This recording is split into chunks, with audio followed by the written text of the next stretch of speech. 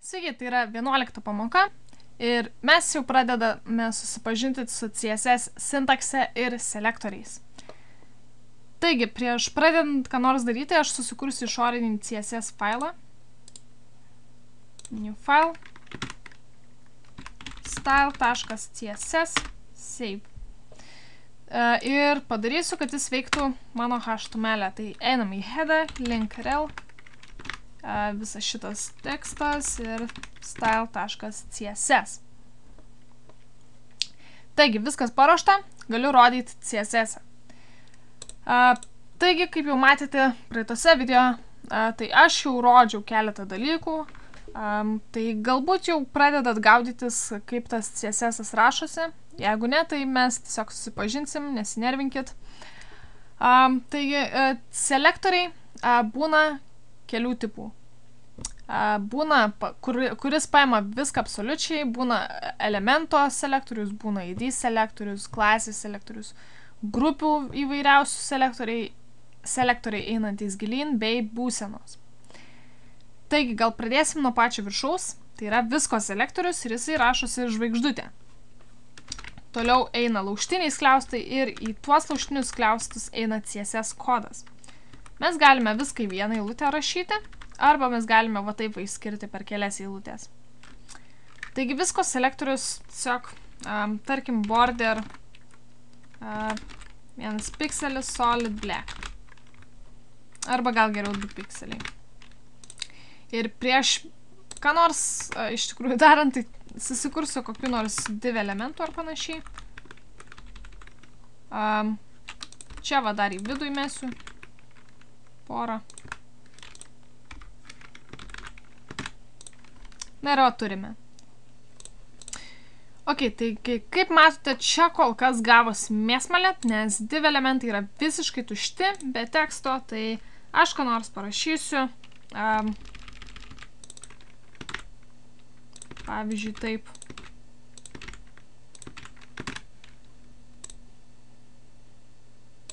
Na ir pasižiūrim, ką dabar turim. Ok, taigi turime vis tiek šiek tiek bardako, bet viskas ok. Kaip matote, visko selektorius paėmė viską absoliučiai. Jis paėmė kiekvieną divą esantį štai čia, kiekvieną divą esantį kitame dive, nesvarbu koks gilumas būtų, viską paėmė absoliučiai. Na ir šituos paėmė irgi taip pat. Visko selektorius taip pat paėmė body ir HTML. Tai jeigu jums prireiks kada nors visko selektoriaus, tai galit naudoti. Pavyzdys, kam aš kartais ant greičio panaudoju, tai tiesiog visiems šriftam pakeisti font family. Panaudojus šitą visko selektorių ir uždėjus font family stilių, tai font family keičiasi tik tai šriftam. Visokiom antraštėm, paragrafam, nuorodai, taip toliau. Tai jeigu noriu vienodo font family, tai labai žiauriai greitas būdas tai pakeisti. Na ir aišku, kitokių galbūt pritaikymų būdų rastumėt. Ok, taigi, visko selektorius paima HTML, body, visus absoliučiai HTML elementus esančius bodyje. Ok, tai sintaksė dabar turėtų būti biškiai aiškesnė. Selektorius eina priekyje, jų, kaip ir sakiau, yra keletas rūšių. Tuomet eina laužtiniai skliaustai, o tose laužtinėse skliaustuose visas CSS kodas, tai yra visas stilius.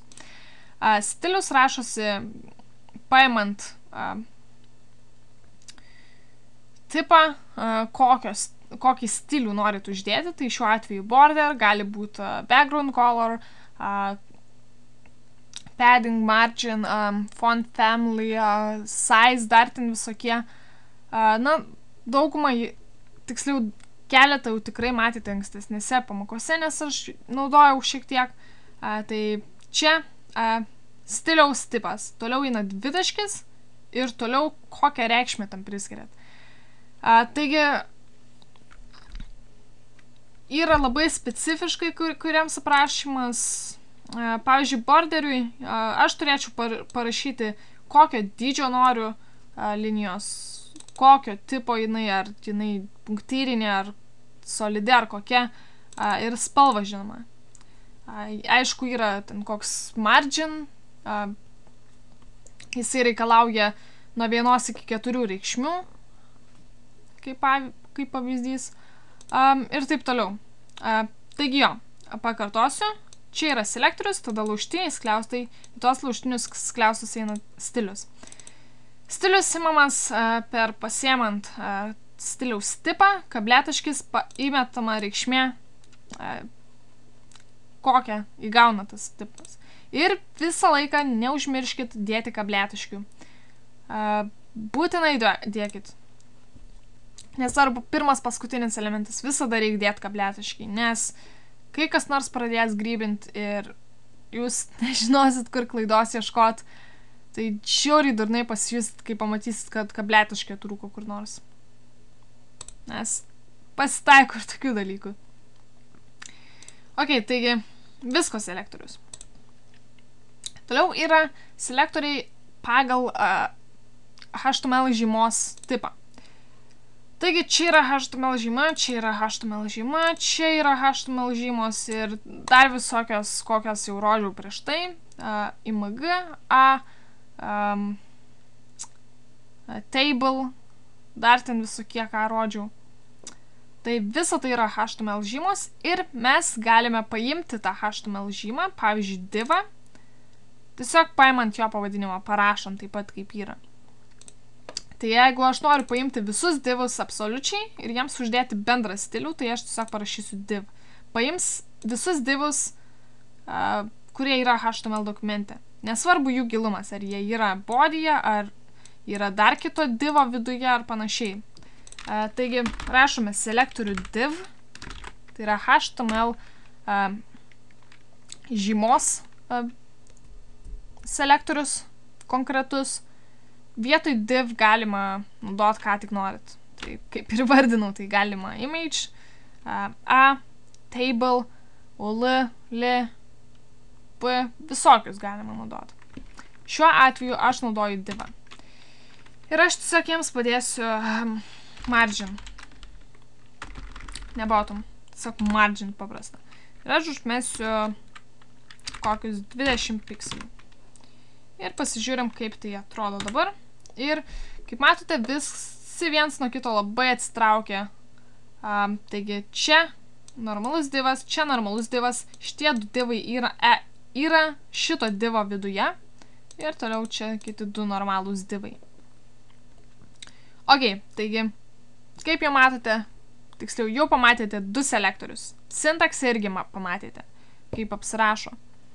Toliau, kaip ir praeitame video, užpraeitame ir taip toliau rodžiau, yra ID ir klasių selektoriai.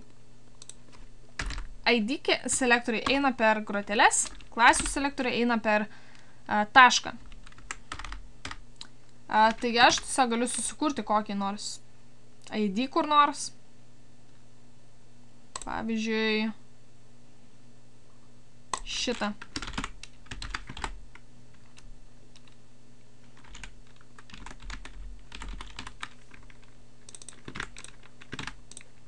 Pasimsiu. Grotelių reiktų nepamiršti. Na ir okei. Tai yra ID selektorius. Na ir aš jį pasiėmiau, vėl atsidariau laužtinius skliaustus ir jį rašysiu kokį tai nors kodą. Ir aš dabar galbūt tiesiog uždėsiu paddingą. Arba ne. Border color pakeisiu.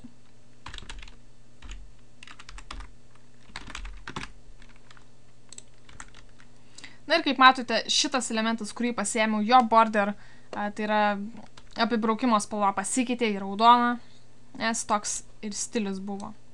Štai šioje vietoj. Toliau galiu kur nors klases uždėti, tai tarkim, ant šito uždėsiu ID class klasė. Dedant klasę keliems skirtingams elementams vienodą klasę, tai vienodą pavadinimą klasės reikia parašyti. Taigi aš panaudosiu šiems dviems divams. Vienas yra viduje kito divo, vienas normaliai iškilės. Ok, taigi einu į style CSS ir parašau ką nors su klase. Taigi klasė. Ir tarkim tas pats border color. tik kad koks nors green. Ir pasižiūrim, kaip tai atrodo ir tikiuosi matosi. Tai, okei, čia yra HTML apibraukimas toks, čia yra body toks didelis apibraukimas irgi. Toliau čia yra divas, divai du, vienas su klase, kuris yra kito divo viduje, kitas divas tiesiog išoriau. Taigi, nurodant klasę arba ID, paimamas tik tas konkretus HTML elementas ir jam konkrečiam uždedamas stilius. Ok, išsiaiškinom tokius pačius pagrindiniausius selektorius. Sintaksė jau turėtų būti pakankamai aiški, kaip prašosi viskas. Tai toliau galima tęsti su sudėtingesniais selektoriais, bet visgi reikalingais. Ok. Aš gal tiesiog sutrauksiu, nes čia po vieną stilių uždėjau tiesiog, tai galima ir pataupyti vietą.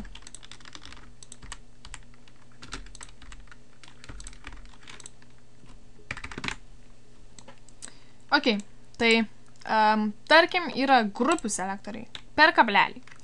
Grupių selektoriai veikia, na, kaip ir šitie. Mes galime grupių selektoriuose naudoti HTML žymų, ID ir klasių, bet per kablelį skiriame. Taigi, tarkim, įmesiu dar vieną P, kažkas, ir čia kur nors H1, kažkas. Ok, taigi turime H1 ir P esantį divę. Dabar kaip man paimti H1 ir P ir jiems uždėti vienodą font family, tarkim. Taigi, aš galiu rašyti H1, HTML žyma, selektorius HTML žymos konkretus, kablelis ir toliau P, ne padding, come on. P ir tada lūštiniai skliaustai. Taigi bus paimti H1 ir P ir jie per kablelį atskirti. Taigi taip yra patogu, jeigu nenorit to pačio stiliaus kelis kartus perrašinėti, nes yra pakankamai nesąmonė tą patį stilių perrašinėti kelis kartus. Ok, taigi H1 ir... Ok, tai font family... Nežinau, ar toks egzistuoja. Gal. Pabandom. Nežinau, turbūt ne. Pabandysiu dar kitą. Calibre. Jop, pasikeitė ką tik. Šiek tiek. Ok, tai suveikė. Font family paliko tokį, koks yra ant visų kitų, bet kadangi aš ėmiau tik tai H1 ir P, tai H1 ir P gavo atitinkamą stilių pritaikytą tik tais jiems. Toliau. Yra selektoriai einantis gilyn. Pavyzdžiui, aš galiu pasimti viską, kas yra divo viduje. Arba konkrečiai... Kadangi dabar yra tokia situacija, aš galėčiau, tarkim, pasimti visus divus esančius divo viduje. Tai kitų divų net neliestų, nes jie yra body viduje. Arba aš galiu, pavyzdžiui, pasimti P esantį divę. Bet kadangi daugiau niekur P nėra, tai čia turbūt nebūtų skirtumo. Taigi pasimsiu divus esančius divo viduje. Taigi, kaip tai daryti? Tai tiesiog rašyti HTML žymą, galite naudoti ID, klases, ką norit. Toliau per tarpą sekantys selektorių, kurį ieškote. Taigi vienas selektorius ieško divo elemento, kitas selektorius per tarpą žiūri, ar tame pirmoje HTML žymoje yra kita ieškoma, giliau. Tai yra jos viduje. Kadangi šito viduje nėra divo, šito H1 nėra divo, šito viduje yra du divai, tai būtent juos ir paims. Toliau šitų dviejų viduje nėra jokių kitų divų. Ok, taigi aš galiu jiems uždėti, tarkim, background color ir kokį yellow. Refresh ir, kaip matote, divai, kurie buvo divo viduje, pasiėmė. Paragrafas buvo nepaliestas, jis tiesiog toks ir liko. Be fono. Ok, taigi toliau yra būsenos. Būsenos yra įvairios būsenos, tiksliai neatsimenu kurios, bet galiu vieną iš būsenų parodyti, tarkim, hover.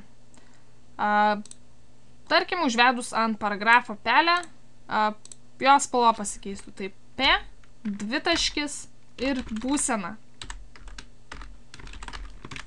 Taigi vėl tas pats. Tiesiog vėl HTML žyma, ID, klasė ar kas norit. Kas tai atitiktų tada dvitaškis ir būsena. Tai tos būsenos, man atrodo, yra hover, active, kažkas tokio gal. Dar kažkokios yra. Tiksliai neatsimenu, bet jeigu reiks paguglinti, tai tiesiog dažniausiai naudojimų turbūt parodysiu hover. Ok, taigi background color pakeisiu. Ok, tai refresh. Ok, tai vedžioju pelę, niekas niekur nevyksta, užvedžiau ant paragrafo ir štai raudonas fonas. Nuvedžiu pelę, vėl viskas normaliai užvedu ir nuvedu. Ok, taigi, viskas turėtų būti aišku. Sorry, kad labai ilgas video, bet pakankamai daug informacijos į vieną video sugrūdau. Taigi, kodą visą šitą rasit protingasblogas.lt. Dar galiu keletą dalykų pakartoti. Taigi, selektoriai yra visko selektorius, būna HTML žymos konkrečios selektorius, tai galit nebūtinai divą naudot, galit ką norit naudot. Kaip jau įvardinau, kokios tos HTML žymos būna. Toliau galima naudoti ID, galima naudoti klases, galima naudoti grupių selektorius, galima naudoti selektorių einantį gilyn, tai yra ieškos šitų elementų esančių šito viduje ir yra būsenos selektoriai. Taigi aš dar sukomentuosiu į šitą vietą, į šitą CSS failą, kad padėtų, jeigu ką. Ir CSS rašosi tiesiog pasiemant selektorių ir į laužtinius sklesus įmentant stilių. Ir kaip stilius rašosi, jūs jau matėte daug kartų. Ir kitoje pamokoje pratęsim su CSS spalvomis ir permatomumu. Iki.